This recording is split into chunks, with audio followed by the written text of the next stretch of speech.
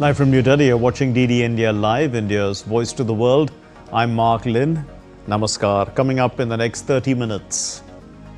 US President Trump and Japanese Prime Minister Takaichi signed trade and mineral deals worth 550 billion USD to strengthen tech supply chains.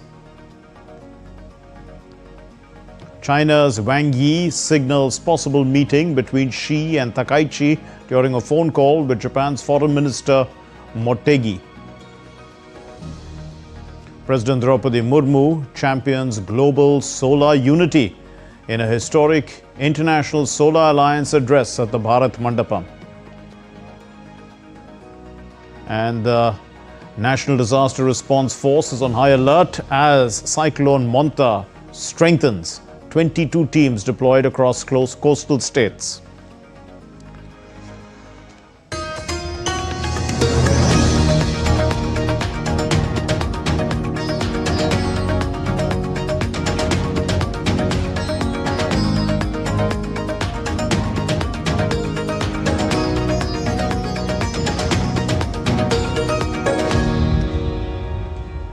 US President Donald Trump and the Japanese Prime Minister Takaichi today signed two major agreements on trade and critical minerals in Tokyo. Under the first deal, a 15% tariff will apply to Japanese exports in exchange for $550 billion in Japanese investments in the United States. The second agreement established a framework to secure the supply of critical and rare earth minerals through strengthened cooperation in mining and processing.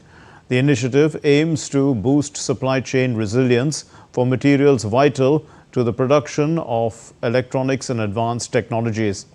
President Trump praised Takaichi's elevation as the country's first female leader and her pledge to accelerate a military build-up. Takaichi, in return, also expressed her desire, this is to realize a new golden age of Japan-US alliance. President Trump asserted that Washington is a strong ally of Japan.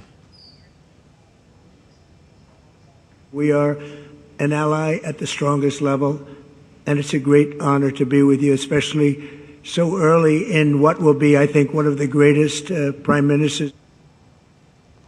President Trump also met with families of the Japanese who were abducted by North Korea decades ago, and he said that the US is with them all the way as they asked for help to find their loved ones. And this comes as President Trump, on the second leg of his Asia tour, met with Takaichi. Trump arrived in Tokyo on Monday for his visit, and it's sandwiched between the trip to Malaysia and the meeting in South Korea with the Chinese President Xi Jinping that could ease the bruising trade war between the world's two biggest economies, sparked by sweeping US tariffs. And the Chinese Foreign Minister Wang Yi spoke to Japan's Foreign Minister Toshimitsu Motegi on Tuesday, where he emphasized the importance of high-level exchanges. He hinted that Chinese President Xi Jinping might meet Japan's Prime Minister Takaichi sometime soon. Both leaders are set to attend the Asia-Pacific Economic Cooperation Summit in South Korea this week, which could be the perfect chance for them to meet face-to-face on neutral ground. Takaichi is known for her tough stance on China, so any interaction between her and Xi would be closely watched. Experts say Beijing is keeping a close eye on how Japan and the US might strengthen their relationship under Takaichi's leadership. If that happens, it could shake up the power dynamics in the Asia-Pacific region. China has long opposed US-Japan actions it sees as threatening its regional interests, especially US troop deployments in Japan, which analysts have said help deter Chinese moves against Taiwan. Triggering strong backlash, Amazon has decided to slash nearly 14,000 corporate jobs starting on Tuesday. Amazon's corporate workforce includes roughly 350,000 employees. The job cuts expected to impact divisions of human resources, that's people, experience and technology, devices and services and operations. Now the cuts, they come amid a broader push by the CEO Andy Jassy to streamline operations, remove bureaucracy and make greater use of artificial intelligence and automation. Termed to be one of the biggest layoffs after 2022, when the retail giant cut some 27,000 jobs, it has stirred significant unease in the corporate world. The Kremlin spokesperson Dmitry Peskov said on Tuesday that Russia cannot assess the peace negotiations with the Ukraine because Kiev has put them on hold and is unwilling to answer questions posed by Russia. The Kremlin also said that Russian troops were constantly hearing foreign languages spoken by those fighting for Ukraine on the front line and promised that such fighters would be destroyed. We are currently unable to assess the prospect for resuming the negotiation process because, as we have stated repeatedly, the current pause is due to Kyiv regime's reluctance to continue the negotiation process and its unwillingness to respond to the questions we asked, the draft documents we presented, and the proposals for further working formats within various groups. All of this has remained unanswered. Regarding the information from the Russian Foreign Intelligence Service about French troops in Ukraine, it is alarming. Although, on the other hand, our military constantly listens to foreign speech and foreign languages on radios along the line of contact, meaning these foreigners are there and we are eliminating them. Our military will continue to do their job. India's premier public sector aerospace and defense company Hindustan Aeronautics Limited signed a memorandum of understanding with Russia's United Aircraft Corporation UAC on Monday for production of civil jet SJ-100 in Moscow. Under this agreement, HAL will have manufacturing rights of SJ-100 aircraft for domestic customers. This will also be the first instance where a complete passenger aircraft will be produced in India. SJ-100 is a twin-engine, narrow-body aircraft. As on date, more than 200 aircraft have been produced and are being operated by some 16 commercial airlines operators. So SJ-100, in fact, will be a game-changer for short-haul connectivity under the UDAN scheme in India. And the last such project which HAL had done was for the Avro HS 748. It started in 1961 and had ended in 1988. Israel said on Tuesday that a set of partial hostage remains returned by Hamas on Monday under a ceasefire deal. Prime Minister Benjamin Netanyahu's office said that after completing the identification process, it was found that the last night remains belonged to the fallen hostage Ofir Sarfati, who had been returned from the Gaza Strip in a military operation about 2 years ago. And Netanyahu's office said that this constitutes a clear violation of the agreement by Hamas and that Netanyahu would meet the heads of defense establishment, during which Israel's steps in response to the violations will be discussed. Israeli Prime Minister Benjamin Netanyahu he arrived in court on Tuesday to testify in his ongoing corruption trial. Although there is no ruling, Netanyahu was indicted in 2019 in 3 cases, one of which includes receiving almost 700,000 shekels in gifts from businessmen. Netanyahu's long-running trial began in 2020 and has been interrupted frequently during 2 years of war and the Middle East upheaval. The Prime Minister has pleaded not guilty. He's denied any wrongdoing. Seoul's Global Knowledge Exchange and Development Center showcased South Korea's growth story for post-war reconstruction in the 1950s to one of the world's leading economies today. Korea's rise to global leadership in R&D and advanced technologies like AI, robotics and autonomous mobility was built on deep financial and institutional reforms, grassroots innovation and a flexible approach that turned even the 1997 East Asian financial crisis into an opportunity. Now, India stands at a similar turning point because With a strong demographic dividend, growing investor appeal, and momentum in sectors like semiconductor manufacturing, India is poised for growth. Byung Koo Chu, who is the chairman of the Korea Economic Cooperation Institute, believes India's vast human capital, if channeled into the right industries, could be the key, in fact, to realizing Viksit Bharat by 2047 and leading in the next gen tech. Definitely, I think India has a great potential. In terms of human capital, we may be the best in the world. But the question is, how you organize it, in which area you're going to use those, very useful and skillful population. And that's how you draw, the blueprint of industrial development in India is the first thing. And then you draw the partners for that from other countries. But in terms of, producing semiconductors or some AI businesses, Korea can be one of those partners. But still, you have to see. Korea is pretty good in manufacturing still.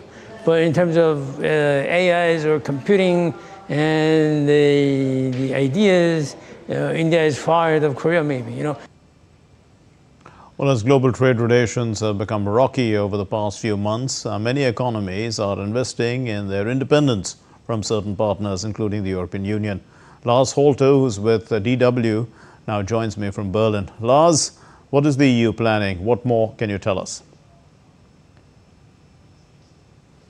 Thanks for having me. Well, the latest program Brussels has come out with is called Resource EU. The 27-nation bloc wants to be more independent with regards to critical resources. Then again, independent is a big word. Let's say the EU wants to be less dependent on China, because that's really what this is all about. And it's really all the EU can achieve. After all, with regards to many critical resources, they are simply not available within the European Union. So a total independence is not attainable at all. But instead of almost exclusively working with China, as the EU has long done, the bloc is now eager to strengthen its partnerships with Australia, Canada, Chile, Greenland, Kazakhstan, Uzbekistan and Ukraine. Apparently, according to EU Commission President Ursula von der Leyen, they are, quote, focusing on everything. And that means from investment in mines and gaining these resources to investment in the value chain and building up refining capacities in the European Union. Well, this sounds like a major investment, Lars. What's started all this all of a sudden? Well, you can directly link this to the current global trade troubles. And while they might have started in the United States, with President Donald Trump starting an all-out trade war with large parts of the world and levying tariffs and banning certain imports and exports, the EU is, in this case, reacting to China's reaction to Trump's action. I know it sounds a bit complicated, but it's really not. The US has been targeting Beijing with its trade war, banning exports of certain products to China.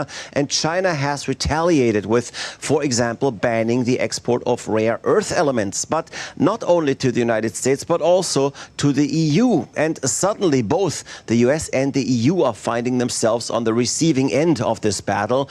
And the EU has realized that such a dependence on China for materials our economy desperately needs and has no alternative for, that's just not a good thing. So instead of banking too much on one supplier like China, they're broadening their base, hopefully preventing supply shortages in future. Well, also, Lars, are there any ways to invest in resources within the EU or even in Germany where you are?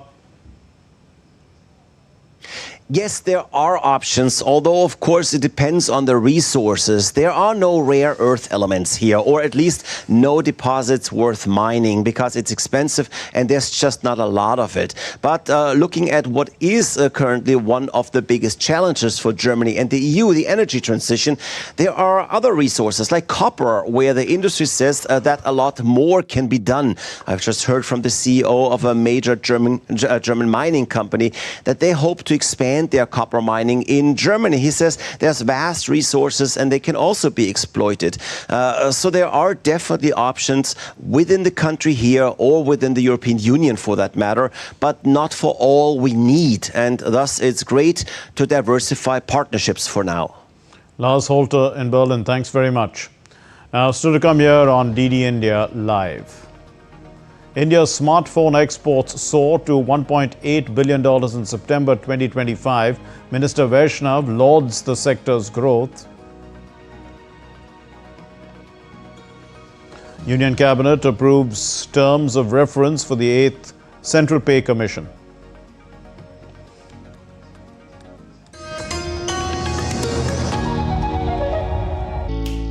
Jharkhand will mesmerize you with majestic nature, rich heritage and colorful culture. Hello. Johar. It fits perfectly. Thank you. Full workout ho gaya. Ready?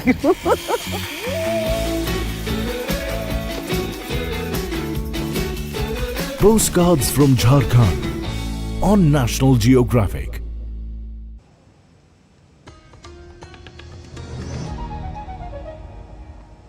You're watching DD India Live. I'm Mark Lynn. President Droupadi Murmu today delivered the keynote address at the 8th International Solar Alliance Assembly at the Bharat Mandapam, New Delhi, the first ever presidential address to the ISA. And the event brings together delegates from 125 countries, reaffirming a global commitment to solar cooperation in India's vision of one world, one sun, one grid. Here's our report. India once again shines at the heart of the global solar movement. At the iconic Bharat Mandapam in New Delhi, President of India Droupadi Murmu delivered the keynote address at the 8th Assembly of the International Solar Alliance, marking the first ever presidential address to the ISA. Underscoring India's leadership in advancing global solar cooperation and the transformative vision of one world, one sun, one grid proposed by Prime Minister Narendra Modi, the President called for collective action to ensure affordable and accessible solar energy for all. Solar energy is a rediscovery of an ancient truth, that is sun is the most democratic source of energy, accessible to all and belonging to none. The Solar for All initiative of the Government of India is based on this concept. Solar energy should not remain confined to the rooftop of the privileged. It should illuminate the homes of the poorest and open new opportunities for every person seeking a livelihood. Union Minister for New and Renewable Energy and ISA Assembly President Prahlad Joshi said the forum reaffirms global solidarity and South-South cooperation, citing initiatives like $200 million Africa Solar Facility, Sunrise for Solar Waste Recycling and the SIDS platform for island nations. India is the voice of the global South, and through ISA we are turning that voice into action, helping the nations harness the solar power and shared technology. India's renewable tariffs, be it solar plus battery, and green ammonia are among the lowest globally. This reflects our ability to combine the scale with the speed and skill to make clean energy affordable. ISA Director General Ashish Khanna highlighted that the world added its last 1,000 gigawatts of solar capacity in just 2 years, a clear sign of a fast unfolding solar revolution led by the Global South. It took 25 years for the world to reach 1,000 gigawatt of solar, yet in just 2 years, the next 1,000 gigawatt has been reached. And not only that, the projections from all agencies, including ours, IEA and others, reflect that we are likely to double that even further in next 4 years to 4,600 gigawatt. This year's assembly brings together ministers, policymakers and global partners from 125 member and signatory countries ahead of the crucial COP30 summit in Brazil. With Akshay Dongre, Tapas Bhattacharya's report for DD India. Well, the Union Cabinet, chaired by Prime Minister Narendra Modi, approved the terms of reference of the 8th Central Pay Commission on Tuesday. Union Minister Ashwini Vaishnav said that in January this year, the government had announced the formation of the 8th Central Pay Commission to examine and recommend changes in the salaries and other benefits of central government employees. It would revise the salary of nearly 50 lakh central government employees. The 8th Pay Commission will submit recommendations within 18 months and is likely to come into effect from the 1st of January next year. सबसे पहले बड़ा फैसला लिया गया 8th पे commission को आज माननीय प्रधानमंत्री जी ने अप्रूव किया। 8th पे कमीशन का कॉम्पोजिशन और उसमें क्या टर्म्स ऑफ रेफरेंस रहेंगे, कितना टाइम पीरियड रहेगा, वो सारा आज अप्रूवल हुआ और ये बहुत बड़ा महत्वपूर्ण फैसला है। आपको पता है कि अभी हाल ही में जनवरी में ही इन प्रिंसिपल अप्रूवल हुआ था कि किस तरह से 8th पे कमीशन का फॉर्मेशन किया जाए और इतने कम समय में 8th सेंट्रल पे कमीशन का गठन भी कर दिया गया। India's Minister for Railways, Information and Broadcasting, Electronics and Information Technology, Ashwini Vaishnav, lauded the country's smartphone export surge. Taken to the social media platform X, the minister shared details about the smartphone export surge in the month of September this year. He further mentioned that electronic items are the third most exported item and they also generate lots of jobs within the country. And according to an article in a leading business newspaper, India's smartphone exports had hit a record sale of $1.8 billion in September 2025, hitting a 100% increase in sales, breaking records of the past 3 years as well. The growth in export was also due to the government's production-linked incentive scheme launched in 2020. Hurricane Melissa is barreling towards Jamaica as a catastrophic Category 5 storm, threatening to become the worst hurricane to hit the island in this century, in fact. Well, packing winds of which are exceeding 300 kilometers per hour, Melissa is set to unleash widespread devastation. The World Meteorological Organization, the WMO, warned on Tuesday of catastrophic conditions in Jamaica as Hurricane Melissa makes landfall, bringing wind gusts exceeding 300 kilometers per hour. That's about 186.41 miles per hour. And flash floods and landslides, marking the worst storm to hit the island this century. In addition to the rain and to the destructive wind, you will have storm surge that is expected as well on the southern coast of Jamaica, with 3 to 4 meters high, in addition to destructive waves. So it's a catastrophic situation that is expected to be in Jamaica. The National Hurricane Center in Miami is saying that within the eye wall, the total structural failure is likely. I have never seen this sentence before. So it's a massive impact that is expected to be in Jamaica. Regarding rainfall, it's a lot of rainfall. It's until thrice the amount of rainy months in Jamaica. It's up to 700 millimeters that is expected to reach the heavens. What does it mean? It means that there will be catastrophic flash floodings and numerous landslides. Authorities have ordered mandatory evacuations as the hurricane nears landfall. The island is bracing for storm surges up to 4 meters, along with flash floods and landslides. Rainfall is forecast to exceed 70 centimeters, nearly double of Jamaica's total for an average rainy season. Now, as Cyclone Montha intensifies over the West Central Bay of Bengal, West Central Bay of Bengal rather, the National Disaster Response Force is on high alert.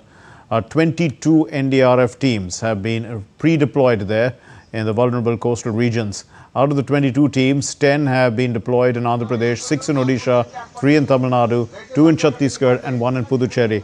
Another 20 teams remain on standby for rapid deployment. The cyclone has strengthened into a severe cyclonic storm. It's expected to make landfall along the Andhra Pradesh coast between Machilipatnam and Kalingapatnam. This is near Kakinada. It's going to happen late tonight or in the evening. In fact, from the evening to the night of tonight.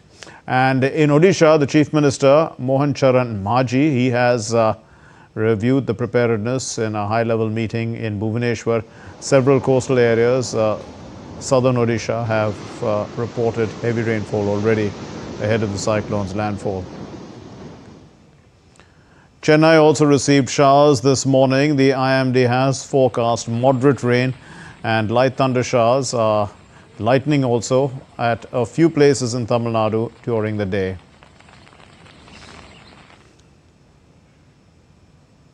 India's one-day international captain, vice captain Shreyas Iyer, who suffered a ruptured spleen and rib cage injury during the third ODI against Australia when he took a magnificent catch, continues to recover at the Sydney hospital. He was removed from the intensive care unit. India's T20I skipper Surya Kumar Yadav provided an update on Shreyas Iyer's recovery, revealing that he is stable and has been responding to messages over the phone. The development has eased widespread concern over the 29-year-old batter's condition, which had briefly turned critical following internal bleeding. Shreyas has been shifted out of the ICU, but it may take a few more days before he is discharged from the hospital. Iyer sustained this injury while catching the ball. I mean, he didn't attempt that catch. He actually took a running catch. It was a magnificent catch to dismiss Alex Carey in the third India-Australia match at SCG. That's all we have in this edition of DD India Live. Let's know your thoughts on the news of the day. For those of you on the go, you can get all the latest news and updates from India and across the world on the DD India mobile app. The app is available on both Android and iOS platforms. Scan the QR code and download it now. We'll be back with more news as it breaks here on DD India. I'm Mark, and from all of us here in Delhi, thanks very much for watching DD India Live. Namaskar.